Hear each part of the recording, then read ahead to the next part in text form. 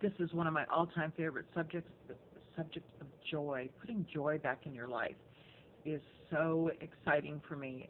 I just love talking about it. So we're going to discuss that today. And again, you're going to see me looking up because I put a lot of notes on this. I've kind of been shooting from the cuff lately, but this is kind of a really, really important thing. The healing power of joy in your life. When is the last time that you had that really gut-wrenching laugh that you used to have? Do you remember when maybe when you were a kid and you were hanging out with your friends and somebody would say something funny and the milk would come out their nose, or you'd be getting soda out your nose, which by the way really hurts because you're just laughing so hard, snorting, laughing. That gut-wrenching laugh that you get right from your belly is what I'm looking for. When's the last time you did that? And I have a feeling it might have been a while ago. So I want you to think about one of the ways that you can get joy is by love and kindness to others.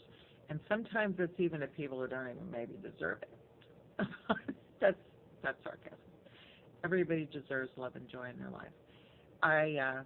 Years ago when I was a high school principal, I used to deal with some pretty rough kids. A lot of kids were in the system, they were in trouble, they just come out of jail, that type of thing.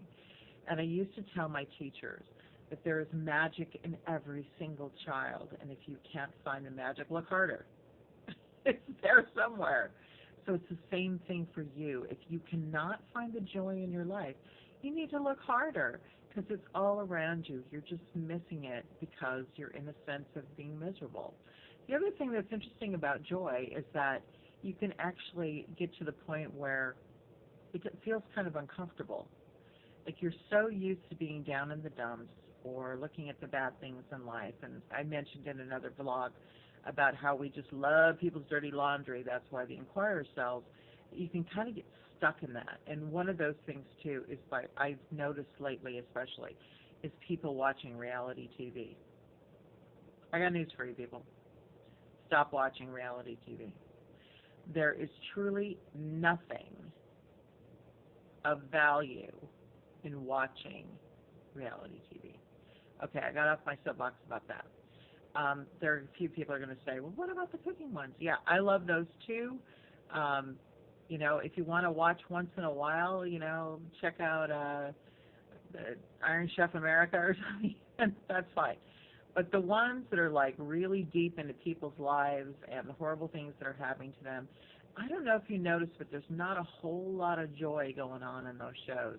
And it can kind of bring you down as well. And you're thinking, yeah, it's really bad. That's how it is. Stop watching. Okay.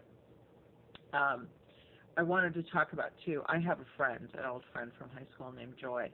And she is the epitome of the word. If you could see a picture of her, she just has a beautiful face and a gorgeous smile. She does some church missionary work down in Mexico. And whenever I think of the word joy, I think of her, and it really brings it to mind of exactly what that is, because her face is the epitome of the word. There's so many times I think about just the smallest things that can bring joy to your heart. And one of them is about a year ago. We actually just took this trip recently, too, which made me think of it. But about a year ago, we were going up to the vineyards just north of Phoenix, and there happened to be snow on the ground.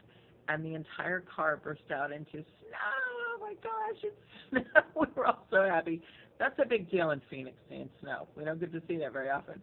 So we were just so excited to see it on the ground, and that there was an actual thing, snow. We hadn't seen it probably in 2 or 3 years.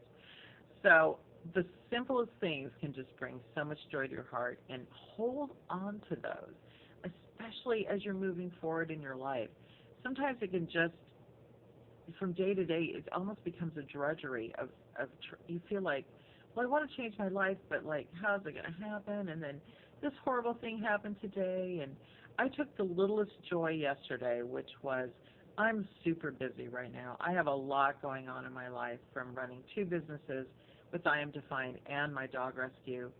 And I got called to jury duty. And I was, as much as I would love to serve, I was involved in a court case for 2.5 years, many years ago. And trust me, no attorney wants me on the jury. So, but they keep calling me, and I still have to go. So I prayed and prayed and prayed about it. I meditated on it, all those things that I do, and said, you know what, if it's meant to be, then it'll be, and if it's not, it won't. Well, they kept putting names up on that board to be called into courtrooms time after time. I was there for hours. My name never came up, and lunchtime rolled around, and she said, you're free to go. So I was very, very joyful over the fact that I can just do what I need to do because, like I said, I got a lot going on right now. So want to thank you guys again for watching. Find that joy in your life. Continue to move on. And always feel free to email me. People, for some reason, don't email that often or ask me questions about, you can ask me about diet, you can ask about your personal life, anything you want. Right now, I am free, people, free, F-R-E-E, free, for any life coaching that you need at IamDefined at Cox.net. I'll see you tomorrow. Take care. Bye-bye.